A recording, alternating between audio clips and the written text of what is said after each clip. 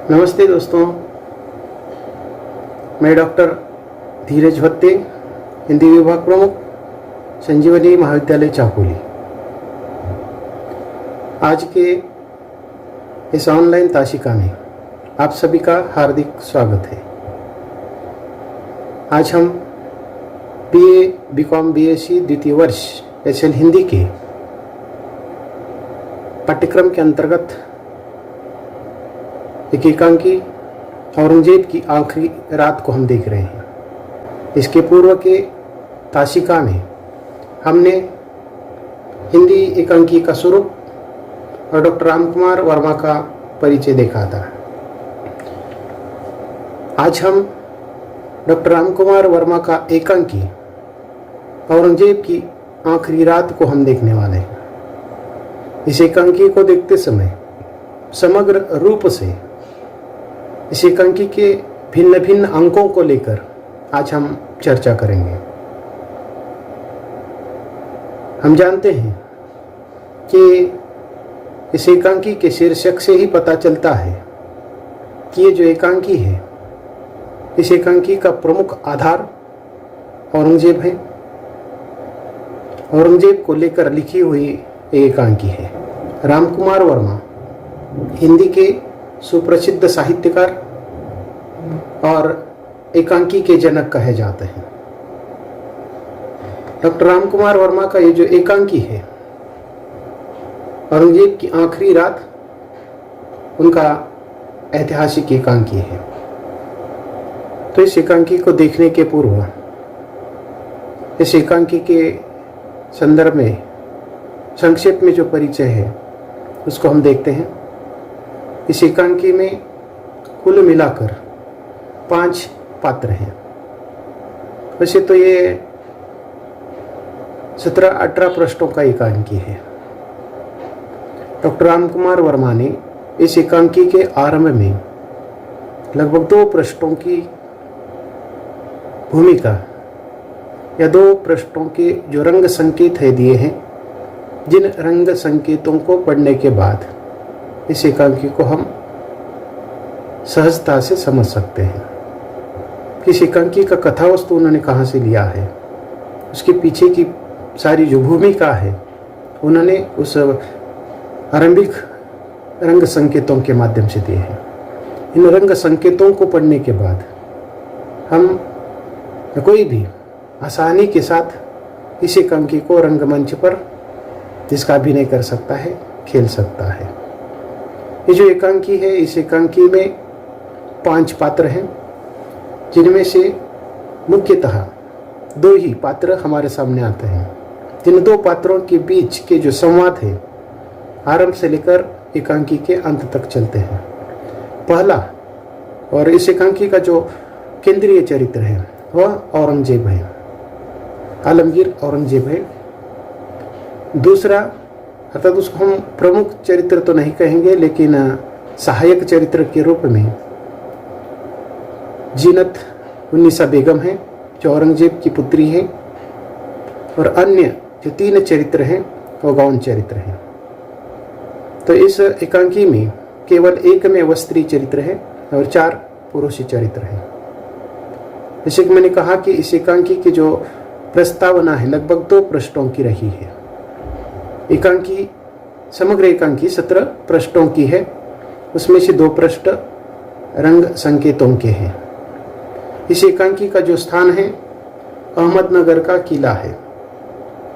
इस एकांकी की कथा का जो समय है, किस समय की यह घटना है, तो 18 फरवरी 1707 ईस्वी सन की है।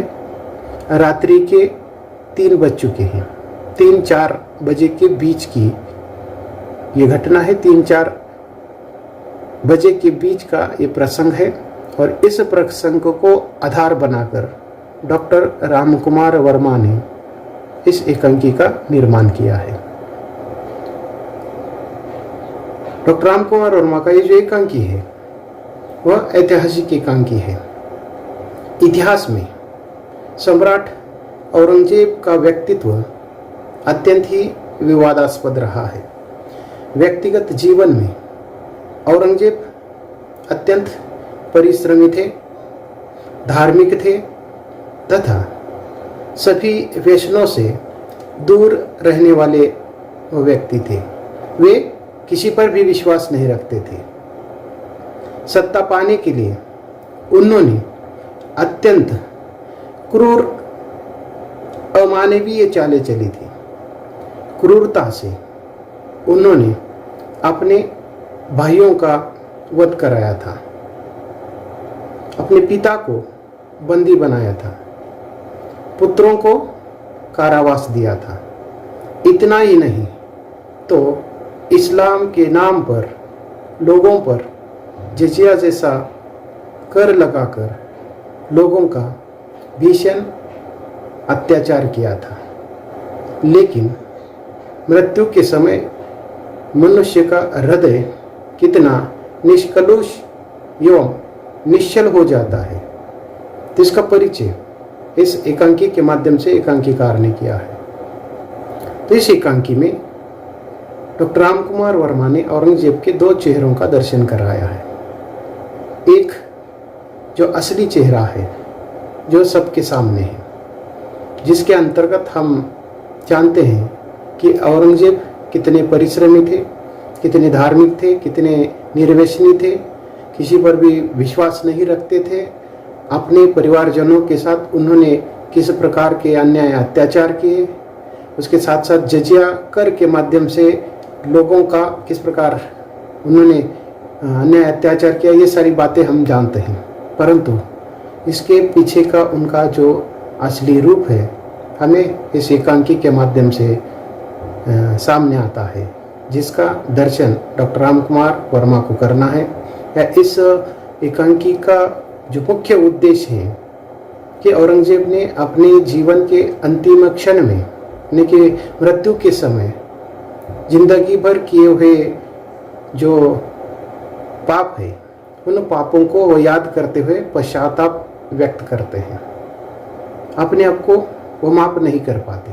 तो इस प्रकार उनका जो दूसरा पश्चाताप करने वाला जो रूप है इस एकांकी के माध्यम से हमारे सामने उपस्थित होता है।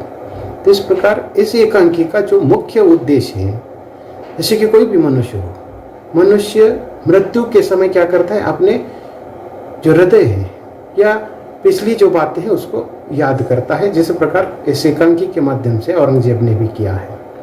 वो जीवन भर के जो दुष्कृत्य हैं, इन दुष्कृत्यों का स्मरण करता है, पश्चाताप करता है। तो इस प्रकार जीवन भर के दुष्कृत्यों का स्मरण करते हुए, उस पर पश्चाताप करते हुए, वह उस पश्चाताप की अग्नि में तपकर शुद्ध होना चाहता है।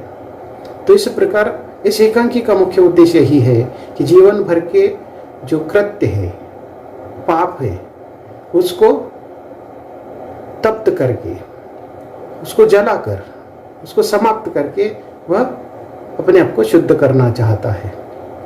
इतना ही नहीं तो उसके पास हम देखते हैं कि किसी प्रकार की करुणा नहीं है, किसी प्रकार की माया नहीं है, परंतु अंतिम समय में मृत्यु की शैया पर वो पड़े हुए हैं। ऐसे क्षण में, ऐसे समय में वो क्या कर रहे हैं, ये जो करुणा है, ममता है, दिखाने की कोशिश कर रहे हैं। तो इस प्रकार कहा जाता है कि करुणा की आंच में पत्थर भी पिघल कर पानी हो जाता है। तो इस प्रकार औरंगजेब भी करुणा की आंच में पिघलना चाहता है, या करुणा की आंच में पिघलकर वह पानी हो जाना चाहता है। तो इस प्रकार अपनी ये जो कठोरता है, अपने जो पाप है, उसको धोना चाहता है, उसको तप कर शुद्ध करना चाहता है। और इस प्रकार का जो पश्चाताप है वह अपने इस एकांकी के माध्यम से व्यक्त कर रहा है।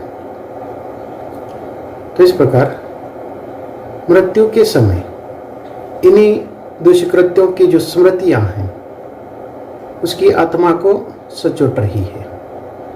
मृत्यु के निकट आ जाने पर औरंगजेब ने अपने लड़के, जिनका नाम आजम और कामोबख्शे हैं, इन दोनों को भी पत्र लिखते हैं। देखिए, अब मृत्यु का समय है।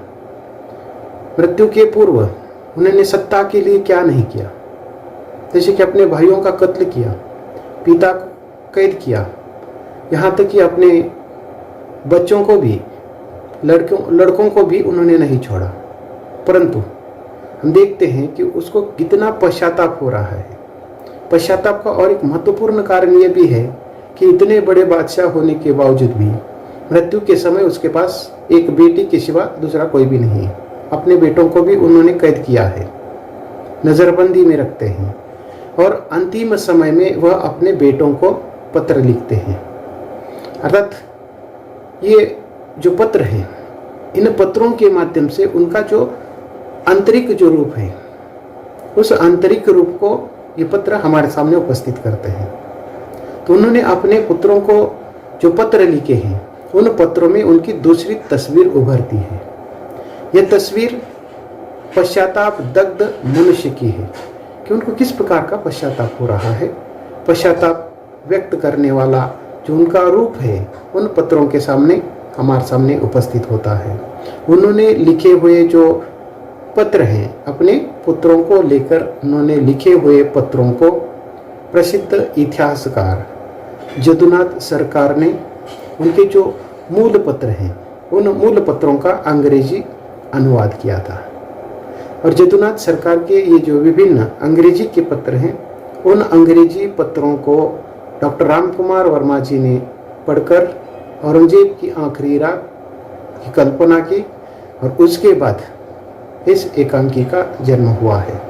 उन्होंने एक स्थान पर लिखा है कि इस एकांकी का आधार उनको कैसे मिला है, तो ये एकांकी का निर्माण किस प्रकार हुआ है। तो इस प्रकार उन्होंने जदुनाथ सरकार के द्वारा ये जो अंग्रेजी में उन्होंने पत्रों का जो अनुवाद किया है, उन पत्रों के आधार पर इस एकांकी का निर्माण किया है। इस एकांकी में औरंगजेब के अंतिम समय का मनोवैज्ञानिक चित्रण किया है। जैसे कि इस एकांकी को देखते समय मैंने कहा था कि डॉक्टर रामकुमार वर्मा का यह ऐतिहासिक एकांकी है, परंतु भले ही इस एकांकी का विषय ऐतिहासिक है, पात्र ऐतिहासिक है, परंतु इस एकांकी के अंतर्गत जो चरित्र चित्रण किया गया है वह मनोवैज्ञानिक है। तो इस प्रकार डॉक्टर रामकुमार वर्मा के हर एकांकी में हम ये बात देख सकते हैं कि विषय कोई भी हो, लेकिन पात्रों का जब वे चित्रण करते हैं तो उनके मनोविज्ञान के आधार पर करते हैं। तो इस प्रकार औरंगजेब की आखिरी रात एकांकी के शीर्षक से ही ये बात ज्ञात होती है कि एकांकी के कथा वस्तु का जो केंद्र है औरंगजेब का बीता हुआ समय है या उनका अतीत है। एकांकी का जो प्रारंभ है बहुत ही करुण है, अर्थात पूरी जो एकांकी है उसमें करुण रस हमें देखने को मिलता है। तो इस प्रकार एकांकी का प्रारंभ से ही ये जो करुणा है हमें देखने को मिलती है। औरंगजेब इस समय अहमदनगर के किले में है। उसकी उम्र 89 वर्ष की है, वह बूढ़ा हो चुका है। और जैसे कि मैंने परिचय के अंतर्गत आपको बताया है कि इसका जो कालखंड है 18 फरवरी 1707 ईस्वी सन के रात के 3-4 बजे का ये समय है। और उसके साथ अर्थात इस समय औरंगजेब के साथ उसकी बेटी जीनत उन्नीसा बेगम है। इस समय औरंगजेब को खांसी लगी है, वह खांसी से परेशान है। वह महसूस करने लगता है कि उसकी मौत नज़दीक आ चुकी है। इस अधमरी स्थिति में उसे अपना अतीत याद आ रहा है। अर्थात इस समय जैसे कि इस एकांकी के शीर्षक से इस बात का पता चलता है कि औरंगजेब अब मरणासन्न स्थिति में है, अधमरी स्थिति में है। इस समय अर्थात उसको जो बीमारी है, खांसी की जो बीमारी है, उस खांसी की बीमारी से वह परेशान है और उसे पूरा विश्वास हो चुका है कि अब उसकी जो मौत है वह नज़दीक आ चुकी है। तो इस प्रकार इस अधमरी स्थिति में उसे अपना जो अतीत है, जो भूतकाल है, पूरी जिंदगी की जो बातें हैं उसे याद आ रही है। औरंगजेब ने सत्ता के स्वार्थ के लिए अर्थात बहुत अन्याय, अत्याचार, अमानवीय कृत्य किए थे। ये सारे अमानवीय जो कृत्य हैं उसे इस समय अधमरी स्थिति में याद आ रहे हैं। ये यादें स्पष्ट रूप से वह अपनी बेटी जीनत को बता रहा है। वह आपने किए हुए कृत्यों से पछता रहा है। जिंदगी भर किए गुनाहों का जो बोझ है वो मरने से पहले अपने पुत्री जीनत के सामने बताकर उसे हल्का करना चाहता है। उसको याद करते हुए वो किस प्रकार का पश्चाताप कर रहा है, अपने बेटी के सामने व्यक्त करते हुए कहता है कि हमने जिंदगी भर इबादत का ढिंढोरा पीटा है, लेकिन खुदा के पास हम पहुंच नहीं सके। अगर खुदा के पास जाते तो चलते वक्त इतने गुनाहों का जो बोझ है हमारे सिर पर नहीं होता। तो इस प्रकार जैसे कि अब उसे अर्थात उसके सिर पर बहुत बड़ा बोझ लग रहा है, गुनाहों का बोझ लग रहा है, पश्चाताप का बोझ लग रहा है, और मरते समय ये जो बोझ है उसे कुछ मात्रा में वह हल्का करना चाहता है। वह स्वयं को बहुत ही अस्वस्थ महसूस कर रहा है। और इस प्रकार हम इस प्रस्तावना के माध्यम से यही बात समझ सकते हैं कि औरंगजेब, हमें पता है कि औरंगजेब मुगल इतिहास का आखिरी हीरा था। मुगल जो सल्तनत है, मुगल जो इतिहास है, उसका वह अंतिम हीरा था जो अपने जीवन भर जैसे कि बहुत ही बुरे कर्मों से चमकता रहा। अपने जीवन के पूरे 27 साल उसने दक्षिण में बिताए हैं और अंतिम सांस भी दक्षिण में ही लेता है, अर्थात अहमदनगर का जो किला है उसके लिए पर लेता है। दक्षिण को सर करने की उसके बाद उसके कई सारे सपने थे। दक्षिण को सर करना था, शिवाजी और मराठों को नेस्तनाबूद करना था, इस्लाम का जो झंडा है पूरे हिंदुस्तान में उसको फहराना था। तो इस प्रकार की उसकी जो ये वासना थी, इच्छा थी, अर्थात इसको पूरा किए बिना, अर्थात वह जैसे कि उसका जो अंत होता है, तो इस प्रकार जैसे कि उसकी कुछ जो इच्छाएं थी वह इच्छाएं अधूरी रह जाती है। छत्रपति शिवाजी को नेस्तनाबूद करने का उनका बहुत बड़ा संकल्प था, वह कदापि जीवन भर पूरा नहीं होता है। उस एकांकी के संवादों में वह भी बात वो स्पष्ट कर देता है कि उसने बहुत बड़ी लड़ाइयाँ लड़ी, परंतु अंत तक शिवाजी को वह नेस्तनाबूद नहीं कर सका। वह कितना कट्टर धार्मिक था ये बताने की आवश्यकता नहीं है। तो उसने क्या किया, बीजापुर जो कर्नाटक में है, कर्नाटक का बीजापुर और गोलकोंडा जिसे हम कहते हैं, गोलकोंडा को जैसी जो मुस्लिम रियासतों को भी वह जीत लेता है। तो इस प्रकार वह कर्नाटक के बीजापुर और गोलकोंडा को जीत लेता है। तो दूसरी ओर राज्य में कई सारी जो दुर्व्यवस्था है वो फैलती हुई दिखाई देती है। एक तरफ औरंगजेब का जो विस्तार है, राज्य का जो विस्तार है फैलता जा रहा था, तो दूसरी तरफ उनकी जो दुर्व्यवस्था है वह भी फैलती हुई दिखाई देती है। तो दूसरी तरफ महत्वपूर्ण जो बात है कि वह वृद्ध हो गया है, पहले जैसी ताकत अब उसके शरीर में नहीं रही है। आलमगीर बनने का उसका जो विजयी स्वप्न था वह अब निराशा में बदलता हुआ उसे दिखाई दे रहा है। उसकी कई सारी जो चिंताएं हैं उसे एक पल के लिए चैन नहीं लेने दे रही है। अंत में वह हताश होकर अहमदनगर लौट जाता है। अशक्त इतना हो गया है कि वह दिल्ली जाने में भी अपने आप को असमर्थ महसूस कर रहा है। इसलिए मजबूर होकर अंत में औरंगजेब क्या करता है, अहमदनगर के किले में ही रुक जाता है। वही वो बीमार पड़ा हुआ है, उसका शरीर टूट चुका है, कई सारी जो बीमारियां हैं उसको परेशान कर रही हैं, जिसमें उसको ज्वर और खांसी इस समय बहुत परेशान कर रही हैं। जैसे कि इस खांसी को लेकर वो कहता है कि यह खांसी की आवाज नहीं है, यह खांसी की आवाज नहीं है, यह तो मौत की आवाज है, सल्तनत के उखड़ने की आवाज है, उसे कोई रोक नहीं सकता। जैसे कि उसे पूरा विश्वास हो चुका है कि अब ये जो खांसी है वह मौत है, उसे पूरा विश्वास हो गया है कि अब मौत निश्चित है। तो इस प्रकार बार बार इस खांसी को लेकर वह कई सारी जो बातें हैं अपने पुत्री जीनत के सामने व्यक्त करता है, और जीनत भी क्या करती है, उसे धाड़स देने की, उसे समझाने की, धीर देने का प्रयास करती है, और उसके दर्द को कुछ कम करने का जो प्रयास है वह जीनत करती हुई दिखाई देती है। परंतु इस एकांकी के अंत तक हम देखते हैं कि जीनत का ये जो उसके दर्द को कम करने का जो प्रयास है, अर्थात उसमें वह नाकामयाब होती है। औरंगजेब को एक एक करके अपने जीवन की सारी जो घटनाएं याद आती है।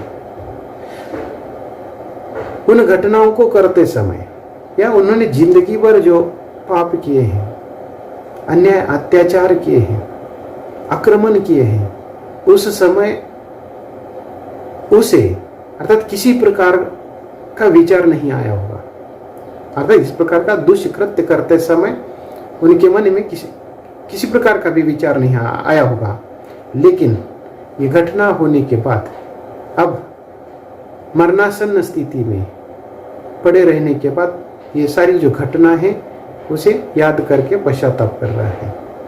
वे सारी जो घटना है आज उसका दुर्दैव बन गई है। उसे एक एक करके सारी जो घटना है याद हो रही है। कुछ प्रमुख जो घटना है उन घटनाओं का उल्लेख राम कुमार वर्मा ने इसी कंकी के अंतर्गत किया है कि उन घटनाओं को करने के बाद उनको कितना पश्चाताप हो रहा है। एक एक करके ये सारी जो घटना है वह अपनी पुत्री जीनत के सामने व्यक्त कर रहे हैं। उन्होंने कैसे शंभूजी का वध किया, संभाजी राजे का उन्होंने जो वध किया उसको लेकर भी उसे पश्चाताप हो रहा है। मराठों की हिम्मत परास्त करने के लिए उसने क्या क्या नहीं किया।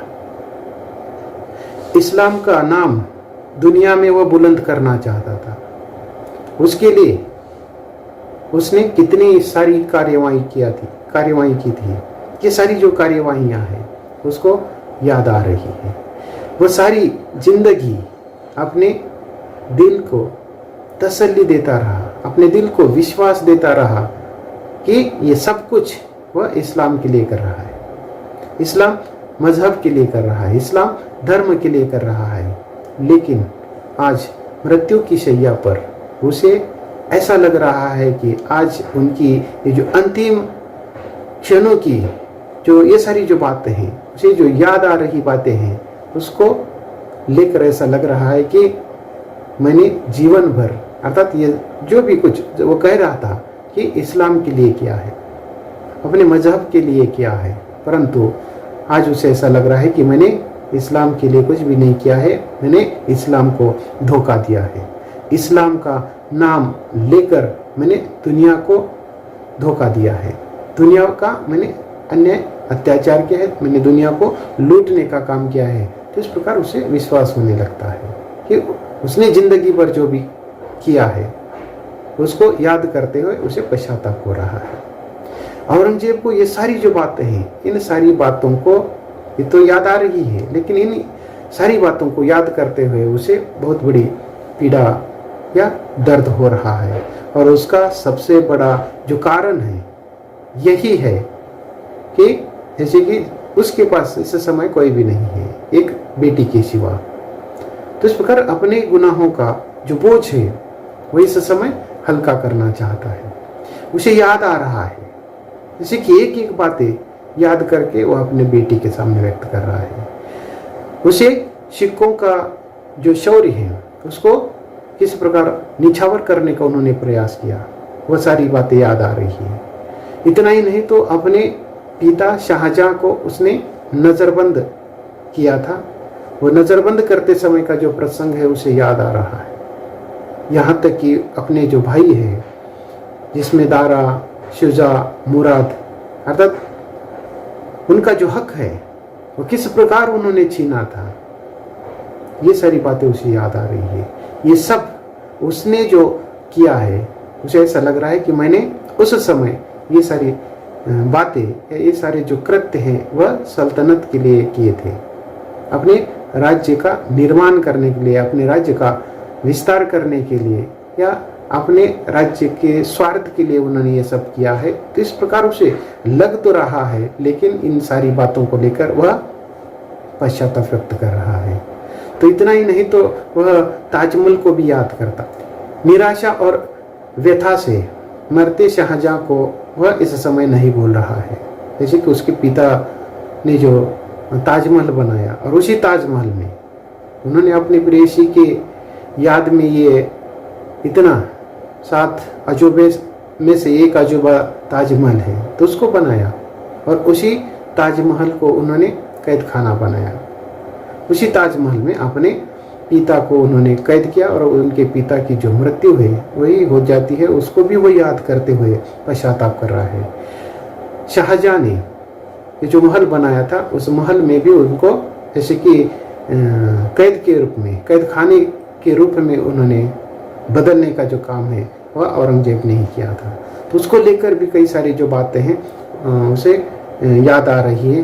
अपने पिता के साथ भी उन्होंने जो अन्याय अत्याचार किए, वह सब कुछ बातें उसे याद आ रही हैं। अपने भाइयों पर, अपने भाइयों का जो हक है उसने किस प्रकार छीना है, ये सारी बातें उसे सता रही है। अपने पिता को याद करते हुए, जैसे कि ऐसे समय वह अपने पिता के सामने गिड़गिड़ाना चाहता है, अपने आप को माफ करने के लिए, जैसे कि वह याद कर रहा है, अपने पिता को याद कर रहा है। बचपन के जो दिन हैं, उन बचपन के दिनों में अपने भाइयों के साथ का जो बचपन है उसे याद आ रहा है।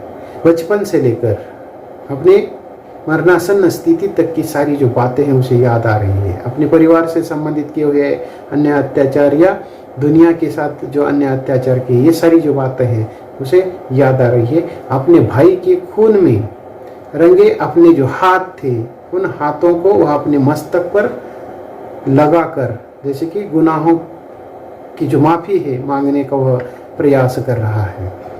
तो इस प्रकार जैसे कि कई सारी जो बातें हैं एक एक करके उसे याद आ रही है। यहाँ तक कि वह छत्रपति शिवाजी से लोहा लेने की बात तो बहुत दूर से खटक जाती है।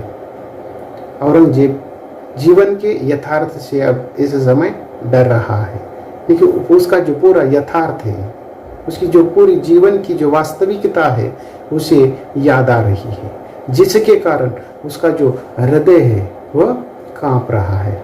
वह इस प्रकार अधमरी स्थिति में नहीं रहना चाहता है, वह इस समय बेहोश हो जाना चाहता है, और जिसके कारण उसे इस प्रकार की जो यादें हैं वह न आए। अर्थात इस प्रकार वह बेहोश होने की जो बात कर रहा है, अर्थात यह उसका निकम्मापन है, यह उसकी कमजोरी है। अर्थात इतना बड़ा बादशाह जो कभी किसी के साथ समझौता नहीं किया है, वो किसी के आगे सर नहीं झुकाया है, परंतु मरते समय अर्थात ये जो पूरे उसने किए हुए जो कृत्य हैं, अर्थात वो उसको याद करके माफी मांग रहा है। तो इस प्रकार अपने जीवन भर के किए हुए जो कृत्य हैं उसको याद कर रहा है। अपने परिवार के साथ किए हुए जो कृत्य हैं उसको याद करते हुए अपनी बेटी जीनत के सामने वो कह रहा है कि जिंदगी पर हमने क्या किया है, अपने ही मकान में आग लगाई है। मरते वक्त वो अपने बेटी को भी मौत का जो जाम है चखने के लिए देता है। ये जो दवा है वह पहले अपनी बेटी को लेने के लिए कहता है। उसे विश्वास नहीं हो रहा है, उसे ऐसा लग रहा है कि इस दवा में भी जहर हो सकता है, इसलिए अपने बेटी पर भी उसका विश्वास नहीं हुआ है, और उसे ऐसा भी लग रहा है, ये उसकी मानसिकता है जिसका वर्णन डॉक्टर राम कुमार वर्मा ने किया है। क्या मैं इस समय ऐसी अवस्था में अपने जो नौकर हैं या जो हकीम हैं, क्या मैं उसको हुक्म दे सकता हूँ? उसे ऐसा लगता है कि क्या आज भी मेरा जो हुक्म है, आदेश है, लोग मान जाएंगे? तो इसको लेकर भी वो बहुत पश्चाताप व्यक्त करता है। वह हकीम से ऐसी दवा चाहता है जो बेहोश हो जाए। तो इस प्रकार जैसे कि ये जो परेशानी है वो परेशानी कम करने की दवा चाहता है।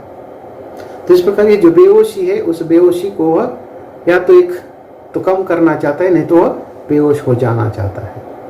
पर जिंदगी की इन सारी जो आखिरी क्षणों की जो बातें हैं, ये सारी बातें उसे सता रही है, परेशान कर रही है। उसे यहाँ तक कि विश्वास नहीं है कि इस दवा में निश्चित रूप से जहर मिला गया हो। आज भी उसे उस बात का पश्चाताप हो रहा है कि जीवन भर उसने लोगों के साथ, अपने परिवारजनों के साथ अविश्वास किया है, और उस अविश्वास का आज इस समय उसे बहुत पश्चाताप हो रहा है। ये सबसे बड़ा जो दुख है इस बात का है कि इतने बड़े बादशाह होने के बावजूद भी, हिंदुस्तान उनके हाथों में होने के बावजूद भी, मरते समय मेरे पास कोई भी नहीं है। इस बात का उसे बहुत दुख होता है। मरते समय उसके जो बेटे हैं वह भी नहीं है। एक जीनत उसकी बेटी है, केवल अकेली वह है।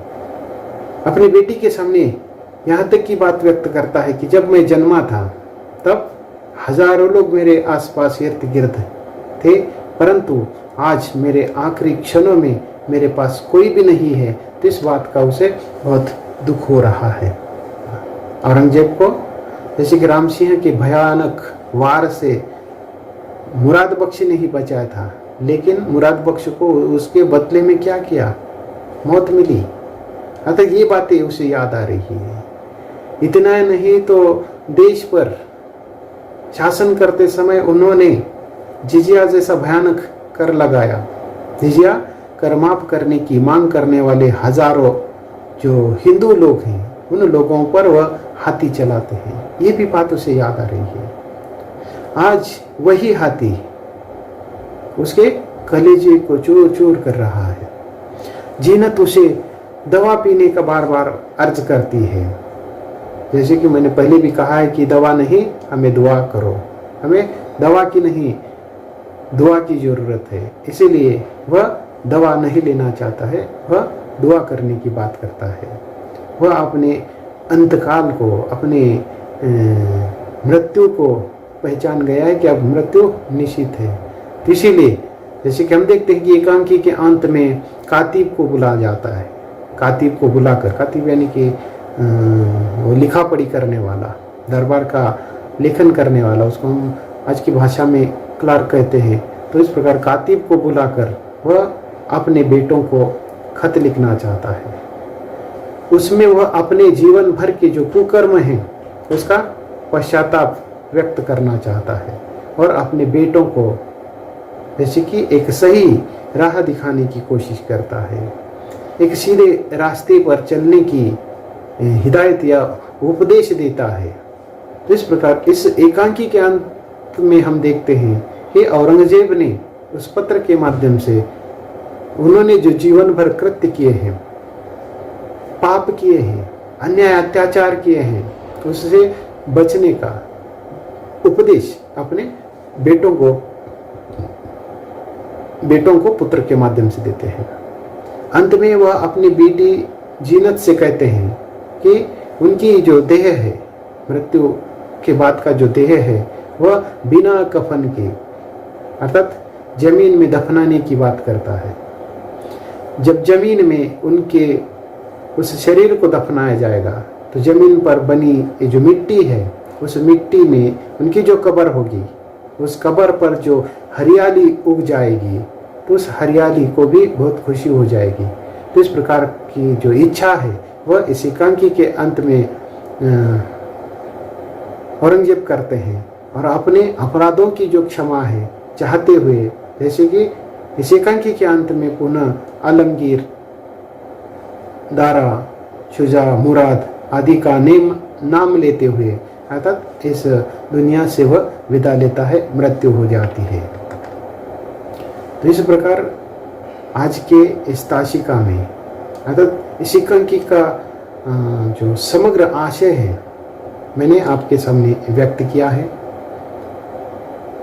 इसके अगली जो ताशिका होगी, तो उस अगली ताशिका में हम डॉक्टर राम कुमार वर्मा ने ये जो एकांकी लिखा है, इस एकांकी का कथानक कैसा है, चरित्र चित्रण कैसे हैं, उसके बाद देश काल वातावरण क्या है, उसके साथ ही एकांकीकार का उद्देश्य क्या है, उसकी भाषा, शैली, रंगमंच आदि सारी जो बातें हैं, देखिए इस एकांकी को हम अगले ताशिका के अंतर्गत एकांकी की जो तात्विकता होती है, एकांकी के तत्वों के अनुसार उसकी हम समीक्षा करेंगे। हम यहाँ रुकते हैं। धन्यवाद।